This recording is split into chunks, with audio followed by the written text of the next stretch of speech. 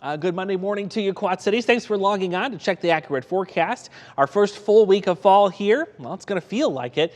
Temperatures today still limited to those mid-60s, so a little bit below the average for this time of year.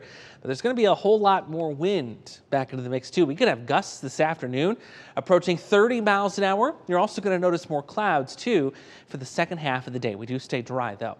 Those clouds quickly clear out for us tonight. Temperatures are going to drop pretty quickly here this evening into the low 40s tonight, so windows closed I think is a good idea there. Let's open them back up tomorrow, though. Mostly sunny, beautiful, a little less windy and a little less cloud cover too as those temperatures get back into the mid 60s. Look at this though, our first round of 40s for the fall season just hours away now. This is going to be as we wake up Wednesday morning.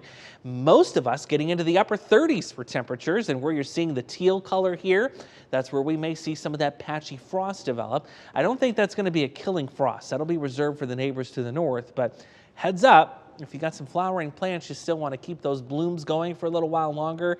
May want to cover those up Tuesday night into Wednesday morning. Still keeping a very close eye as we track Hurricane Ian here in the Caribbean. Really seeing some robust strengthening this morning, and actually we'll see the most rapid intensification in the next 24 hours. Right now it's a Category 1 hurricane with winds of 75 miles an hour. The track will still take it into the western part of Florida as a very strong Category 3, if not a Category 4 storm. As we get into Wednesday into Thursday, has its sights set right on the Tampa Bay, unfortunately, and we'll talk about the storm surge coming up tomorrow morning on that.